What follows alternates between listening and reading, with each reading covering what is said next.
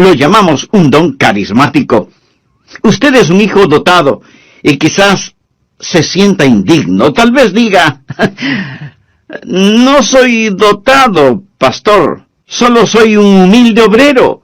Ni siquiera soy digno de dirigir en oración silenciosa en el departamento de niños.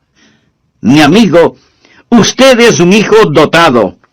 Alejandro Magno, el gran general conquistador, una vez dio una preciosa e invalorable copa de oro a un humilde sirviente. Cuando el sirviente vio el regalo, exclamó, «Oh, no, eso es demasiado para que yo lo reciba». Y Alejandro se irguió y dijo, «Pero no es demasiado para mí el darlo. Dios es el que da el don.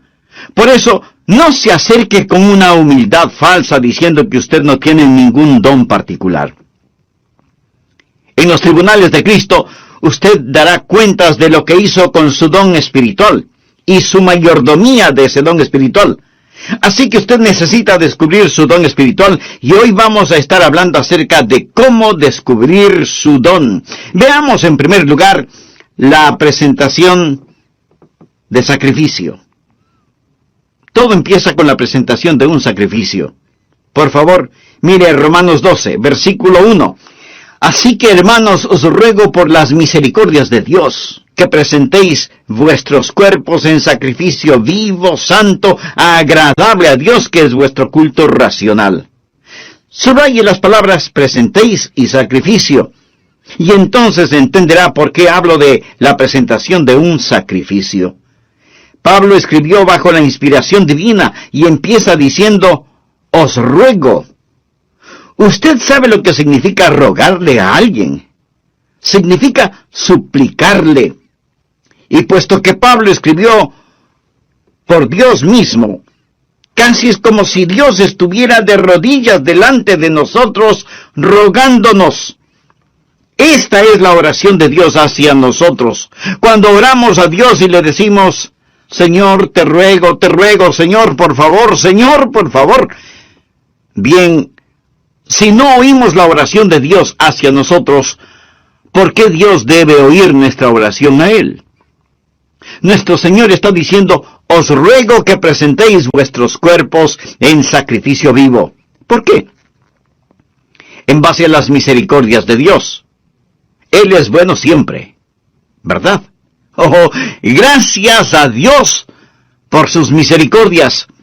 Cuando éramos rebeldes y estábamos bajo maldición e íbamos rumbo al infierno, cuando estábamos en oscuridad y no entendíamos, Él por su misericordia nos buscó, nos salvó, nos guarda, nos satisface, somos suyos, nos compró con su sangre.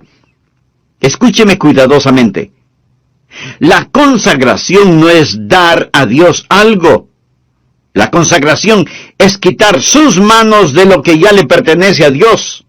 Usted no es su dueño, usted sencillamente quita sus manos de éste. Usted no puede decir, es mi vida, no lo es.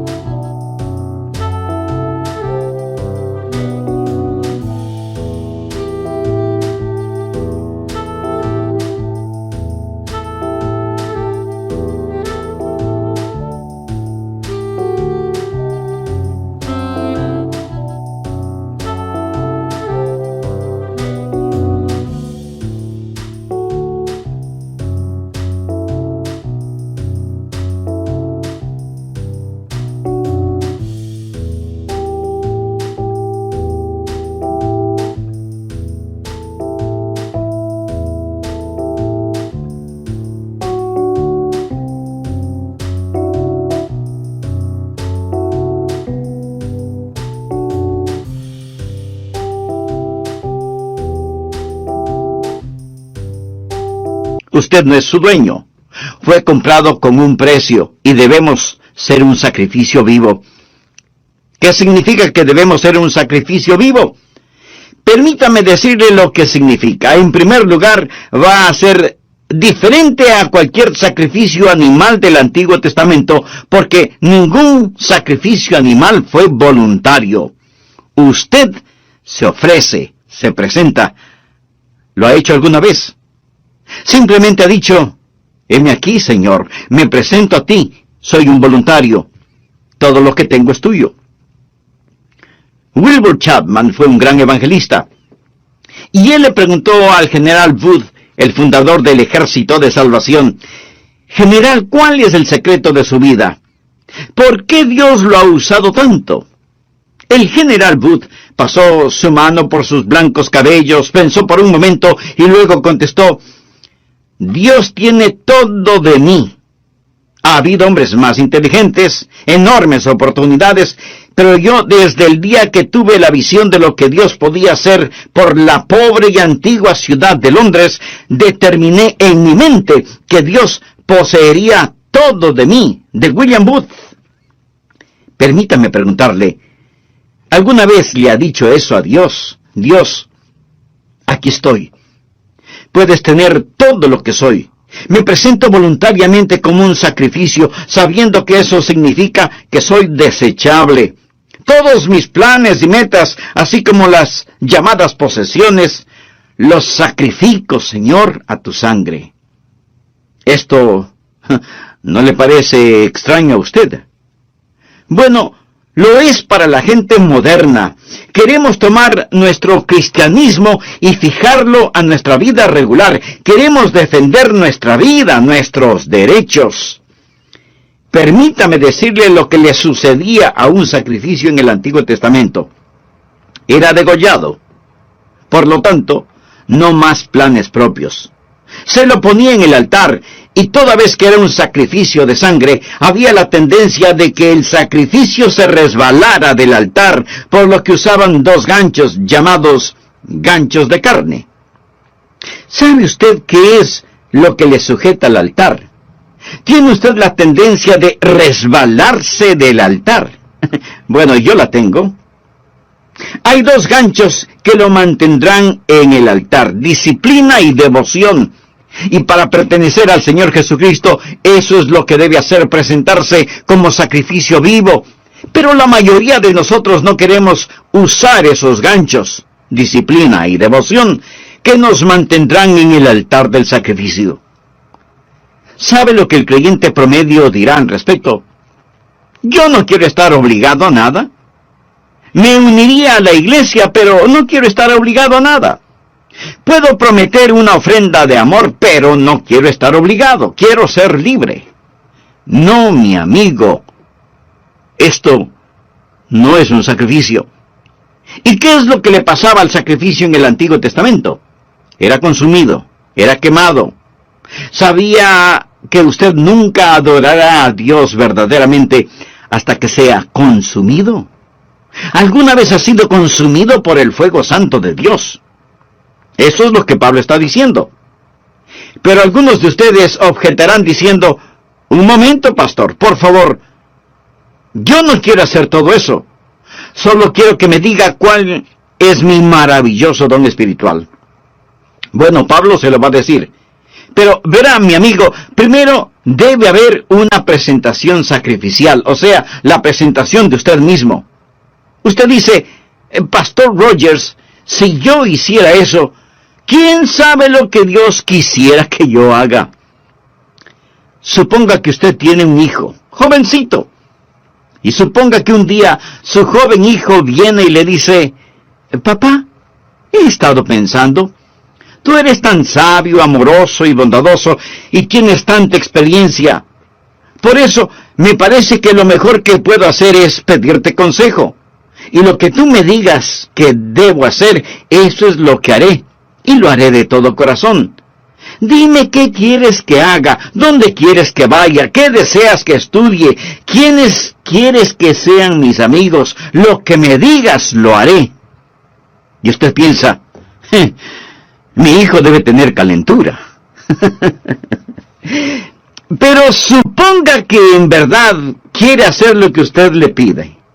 Así que usted va donde su esposa y le dice, parece que a nuestro hijo lo tenemos en las manos. Él se va a arrepentir de haberme dicho que hará cualquier cosa que yo le pida. ¿Procedería usted así? Creo que no. Lo más probable es que si usted estuvo pensando en regalarle un carrito, aunque sea usado, lo que su hijo le manifestó inclinará un poco más aceleradamente la balanza. ¿No te parece? Es la manera que él tiene de decirle: papá, yo sé que me amas. Usted se presenta a sí mismo como sacrificio vivo y comprobará cuál sea la buena voluntad de Dios, agradable y perfecta. No tenga miedo de entregarse a Él, ni de decir: heme aquí, Señor, me entrego totalmente a ti. Ese es el primer principio, la presentación de un sacrificio. El segundo principio es: habrá una transformación espiritual. Después de la presentación viene la transformación. Mire por favor el versículo 2. No os conforméis, es decir, no se dejen amoldar a este siglo, sino transformaos por medio de la renovación de vuestro entendimiento, para que comprobéis cuál sea la buena voluntad de Dios, agradable y perfecta. Una transformación. La palabra transformación aquí es una traducción de la palabra griega metamorfo. ¿Qué palabra le recuerda? Metamorfosis. Y esta es la transformación. Usted pasará por una metamorfosis. Como una oruga entra en un capullo y pasa por una metamorfosis, y ese feo gusano que entra en ese capullo sale como hermosa y gloriosa mariposa. ¿Por qué? Porque ha pasado por una metamorfosis que literalmente significa un cambio de forma. Y cuando usted se presenta de esa manera a Dios, amigo, usted va a tener una metamorfosis. La palabra describe literalmente lo que pasa cuando la naturaleza interna sale a la superficie.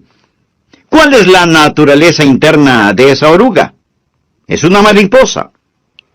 ¿Sabía que esta es la palabra que se usó cuando Jesús fue transformado en el monte de la transfiguración? ¿Recuerda la historia?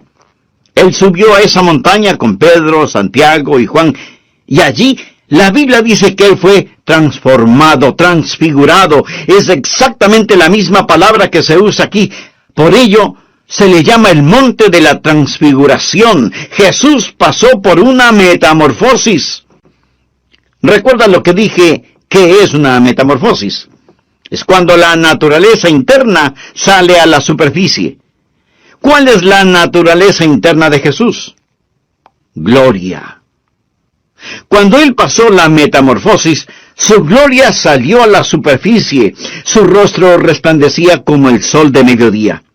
Su vestidura era blanca como la nieve. El fulgor del Señor Jesucristo estaba allí siempre, pero lo que estaba en la naturaleza interna pasó por una metamorfosis. Y la naturaleza interna salió a la superficie como la naturaleza interna de una oruga, una mariposa. La naturaleza interna de Jesús es gloria. Una pregunta. ¿Cuál es su naturaleza interna si es salvo? Jesús. Jesús. Él es su naturaleza interna. Y cuando usted se presenta a Él como un sacrificio vivo, una transformación espiritual toma lugar. El Jesús que es residente en usted se convierte en el Jesús presidente en usted. El Jesús escondido en usted es el Jesús revelado en usted. Y hay un cambio divino y usted no es moldeado por este mundo. Y este mundo que camuflaría, borraría y escondería su naturaleza interna, esos grilletes se rompen. Y Jesucristo sale de usted.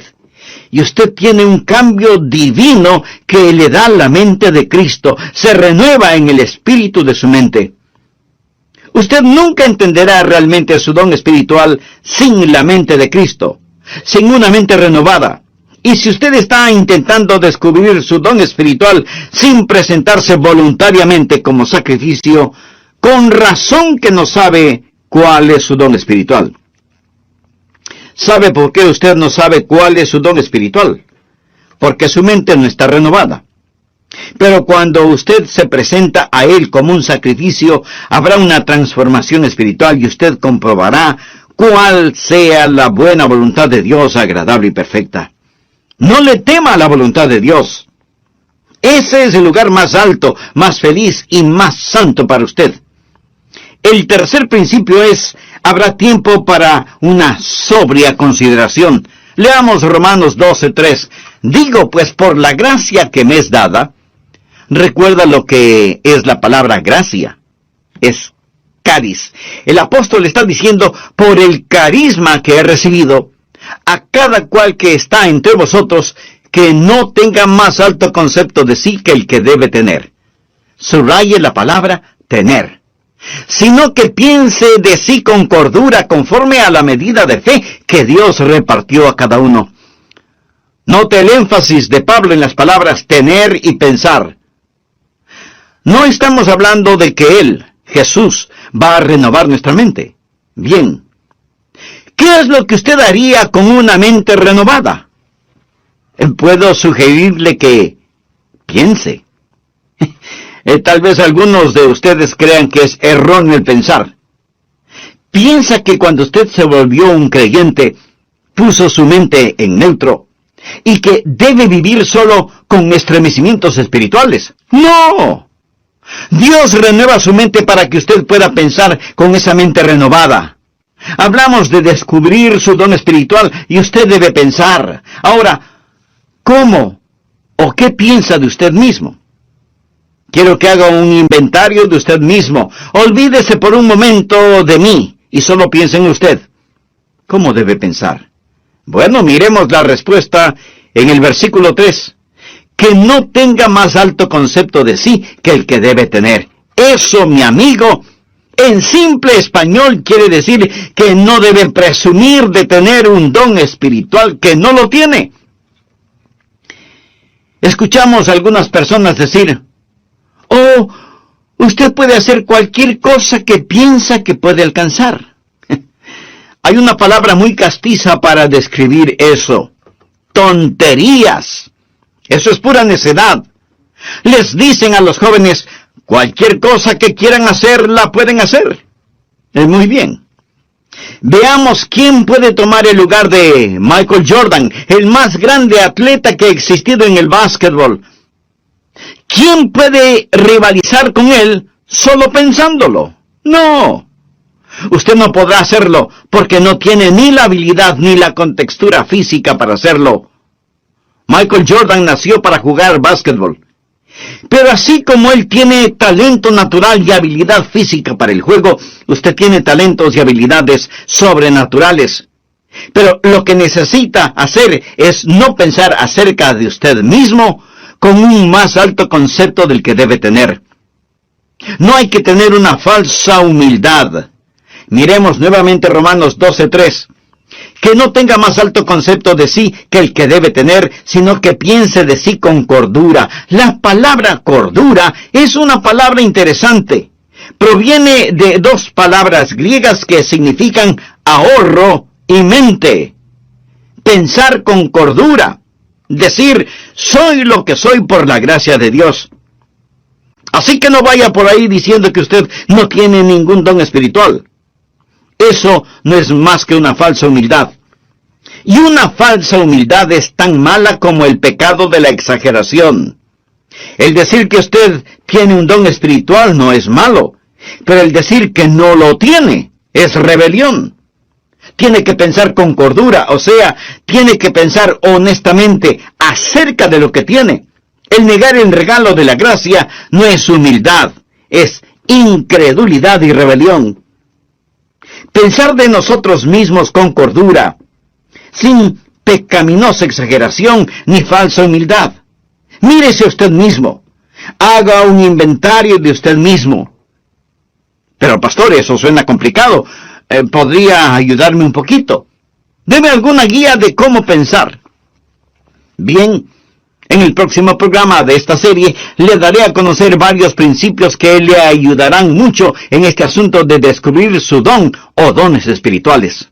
Antes de finalizar, quiero decirle que si usted hizo un inventario honesto de usted mismo, seguramente descubrió no solo que no está utilizando sus dones, sino que no tiene una relación personal con el dador de sus dones.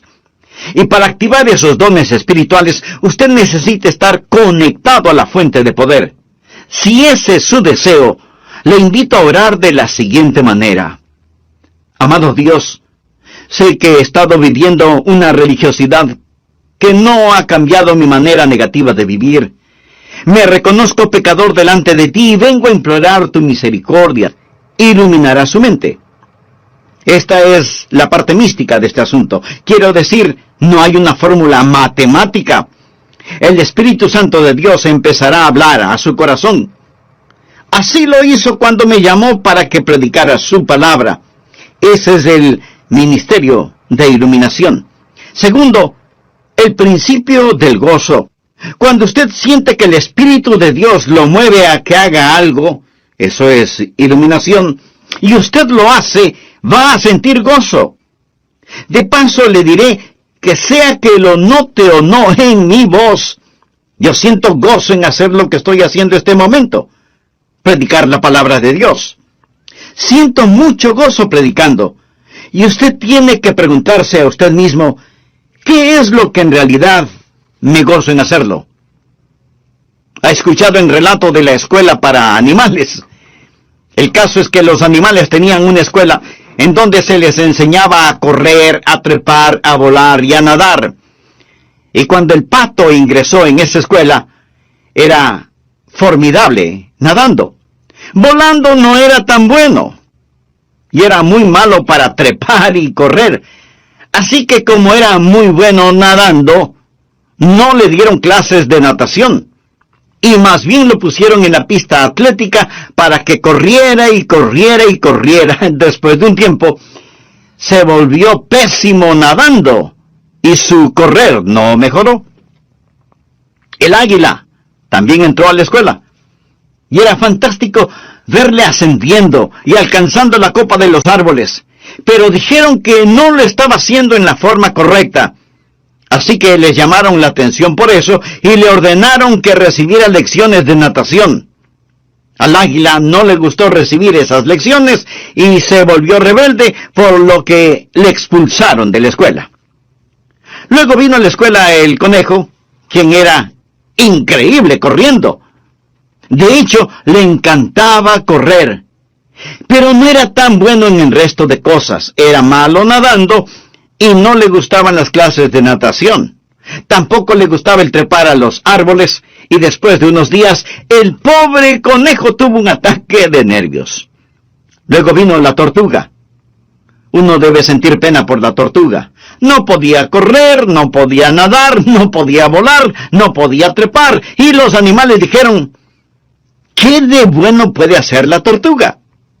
Así que le quitaron su caparazón para que fuera un poco más rápida caminando, hasta cuando un caballo la pisó. Y ese fue el final de la pobre tortuga. A fin de cuentas, la escuela para animales fue un completo fracaso. Usted dirá, pero eso es ridículo. Mi amigo, eso es exactamente lo que estamos tratando de hacer en las iglesias en nuestros días. En vez de dejar que las personas hagan aquello para lo cual Dios les ha equipado y les ha otorgado un don, tratamos de frenarlas en las áreas en las cuales son fuertes y de inflarlas en algunas áreas para las cuales no tienen ningún don. Dios le ha dado a usted un don particular y va a descubrir que recibirá iluminación sobre su don espiritual y experimentará gozo al utilizar su don. Tercero, el principio del ánimo. Usted encontrará a otras personas animándole en su don espiritual.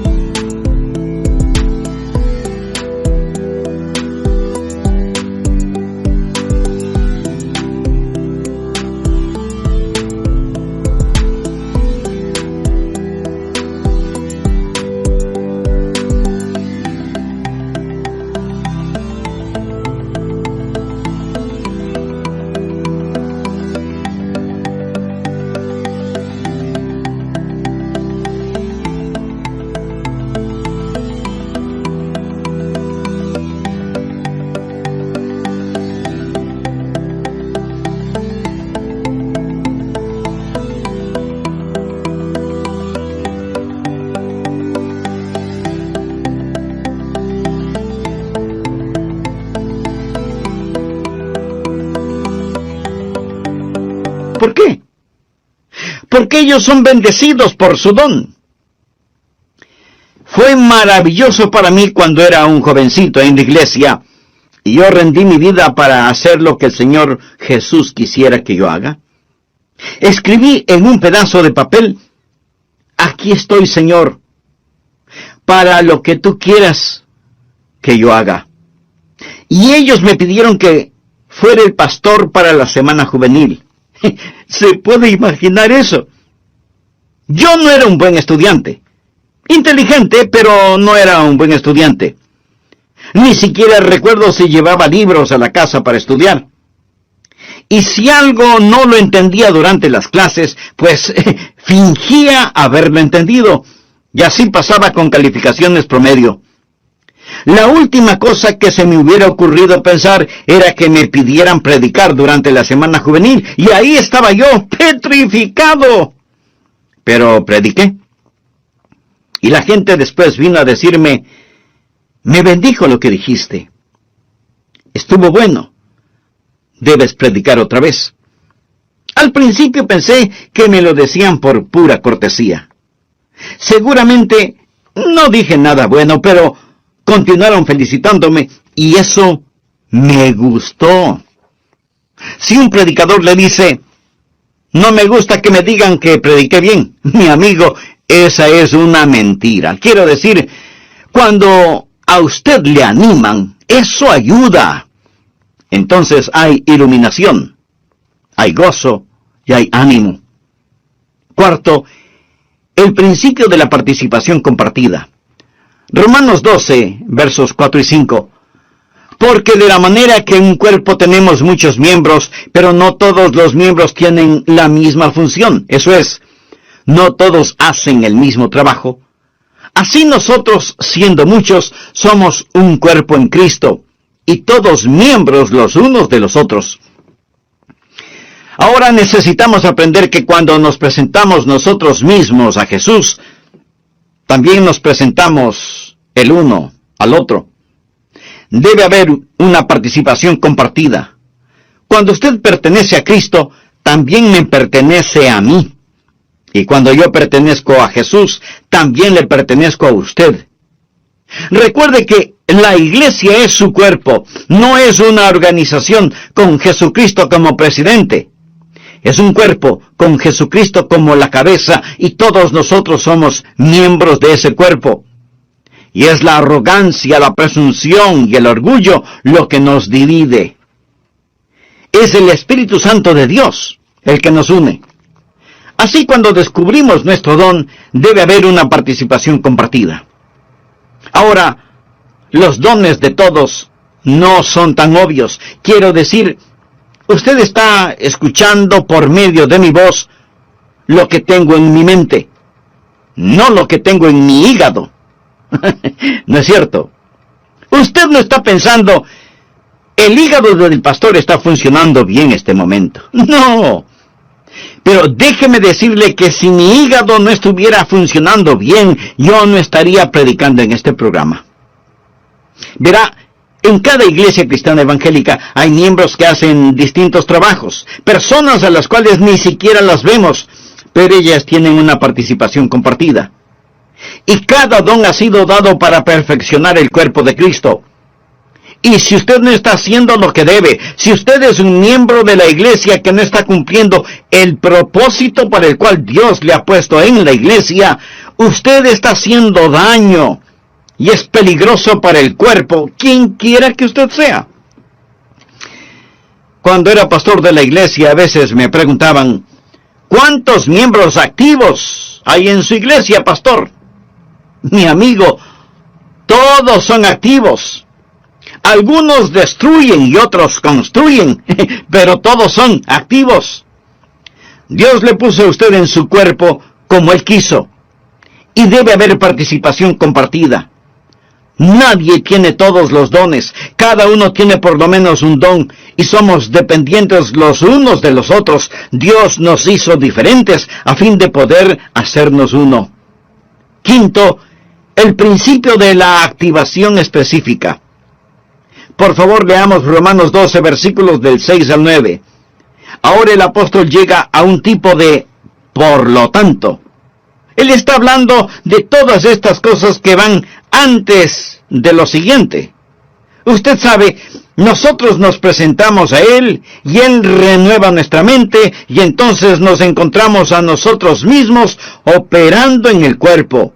Ahora Él dice, de manera que teniendo diferentes dones según la gracia que nos es dada, o sea, según el carisma que nos es dado, si el de profecía, úsese conforme a la medida de la fe, o si de servicio, en servir, o el que enseña, en la enseñanza, el que exhorta, en la exhortación, el que reparte con liberalidad, el que preside con solicitud, el que hace misericordia con alegría.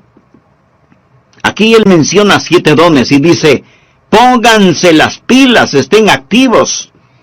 ¿Usted quiere saber cuál es su don? Bien, simplemente escoja uno que piensa puede ser su don y póngase a trabajar. Es difícil dirigir a un buque que no se mueve. No se siente simplemente allí. Usted va a descubrir su don cuando esté ocupado. Él dice, profecía, úsese conforme a la medida de la fe. Es decir, usted puede tener no mucha fe, pero la tiene conforme a la medida de fe que Dios repartió a cada uno. Tome lo que tiene y póngalo a trabajar. Leamos una vez más rápidamente estos 7 dones. Veamos si puede detectar el suyo. 7 dones aquí mismo.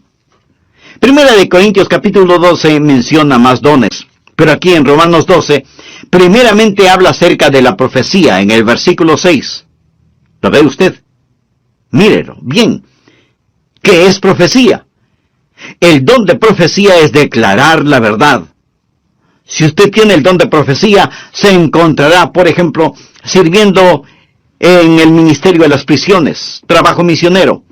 Se verá quizás enseñando una clase, pero usted se va a encontrar enseñando. Usted va a tener un deseo de poner persuasión y será persuasivo. Y usted moverá a las personas a la acción.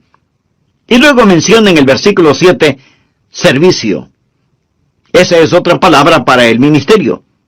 Y usted va a encontrarse, si ese es su don, haciendo lo que tantas personas hacen tras bambalinas en las iglesias. Y eso es satisfacer necesidades espirituales de una manera práctica. Es trabajo dentro de la iglesia, en actividades de acuerdo al don que tiene. Ayer asistí a un programa de actividades. 2 de mis nietos estaban jugando baloncesto. Allí se fue todo el día sábado. Pero fui a estos juegos de baloncesto y me bendijo tanto ver a esos entrenadores allí, ver a esas personas que trabajan para que estos niños desarrollen carácter. La escuela dominical es el aula, el programa de actividades es el laboratorio donde pone la enseñanza en práctica, y qué cosa tan maravillosa es cuando cada uno cumple con su don de servicio. Y luego menciona el don de enseñar. Mire el versículo 7. Si usted tiene este don, deseará clarificar la verdad. Es decir, usted tendrá un deseo de investigar las cosas y validar la verdad que es presentada. Y tendrá una mente interrogatoria y será usado en la escuela dominical y será usado en las organizaciones misioneras, en estudios bíblicos en los hogares, escuelas vacacionales y así por el estilo. Y después menciona la exhortación en el versículo 8. ¿Qué es exhortación? Es el deseo de estimular a las personas en su fe, para exhortarlas a amar mejor a Jesús. Y si usted tiene ese don, va a disfrutar la consejería personal. Usted quizás va a estar en el ministerio de música, o quizás en visitación, buscando a los que están perdidos o descarriados, ganando almas. El ministerio de motivación. Eso es exhortación. Y luego menciona repartir o dar. A todos se nos manda dar, pero algunas personas tienen el don de dar. ¿Y qué es eso? es la motivación de encomendar a otros los recursos personales para que la obra de Dios pueda continuar. Sabe tomar decisiones buenas para satisfacer necesidades inmediatas. Usted tiene cuidado al dar, pero está deseoso de dar y tiene la habilidad de acumular y dispersar los recursos. Y hay personas en nuestras iglesias que tienen el don de dar. Y doy gracias a Dios por eso.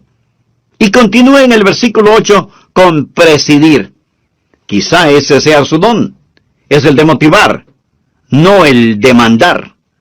Es coordinar las cosas y ayudar a las personas a ver todo el panorama y moverlos hacia esa visión. Coordinar las actividades de otros para una meta común, para la gloria de Dios. Y ese es el don de presidir, dirigir, ponerse de pie ante otros. Una persona que tiene este don también tiene el don de visión. Él ve hacia donde debemos ir y empieza a llevar y a motivar a las personas hacia eso. Luego tenemos el don de misericordia. Quizá ese sea su don. ¿O cuán necesario es ese don? Mire el versículo 8. ¿Cuál es el don de misericordia? Usted se identifica con las personas y consuela a los que están en dolor. Ahora llegamos a la última cosa. Después de haber una actividad donde usted realmente se ha ocupado, va a darse cuenta que todo empezará a calzar. Por favor, regresemos al versículo 2. No os conforméis a este siglo, sino transformaos por medio de la renovación de vuestro entendimiento, para que comprobéis cuál sea la buena voluntad de Dios, agradable y perfecta. Habrá la confirmación evidente. Usted comprobará cuál sea la voluntad de Dios, agradable y perfecta. Lo comprobará en su propio corazón. Tendrá esa confirmación y usted dirá, ese es mi don espiritual. Y una vez que usted llegue, primero, acéptese a sí mismo. Segundo, empiece a ser usted mismo. Tercero, comience a entregarse. Y cuando usted se acepte, sea usted mismo y se dé a sí mismo amigo, entonces será bendecido, Dios se glorifica y la iglesia se fortalece. ¿Qué pasaría, amigo, si los creyentes en las iglesias cristianas, es decir, todos nosotros, dejáramos de ser calentadores de bancas? Porque muchos lo son, calentadores de bancas. ¿Qué pasaría si usted se presenta como sacrificio vivo y tuviera una transformación espiritual? Y luego hace una consideración solemne. Señor, ¿qué quieres que yo haga? ¿Sabe cuál es el problema con muchos de nosotros? Los ganchos de carne. No queremos estar atados. Usted dice, bueno, deje que otro lo haga. Cuando estuve en Londres fui a ver las joyas de la corona. Le dije al guardia, deseo ver el diamante de Curano, porque había leído de este, así que vi el diamante de Curano. Este diamante es de 186 quilates. Señoras, esa sí que es una piedra preciosa. Y en ese tiempo ellos dijeron que costaba la mitad de todos los gastos diarios del mundo. Esto fue antes de que fuese cortado y se lo diera forma. Está en las joyas de la corona. Le fue dado a la reina Victoria por un príncipe de Punjab, un jovencito que lo tenía en su posesión. Él se lo dio a la reina de Inglaterra. Después, este príncipe de Punjab se convirtió en un hombre. Él fue a la torre donde guardan las joyas y dijo, quiero ver el diamante.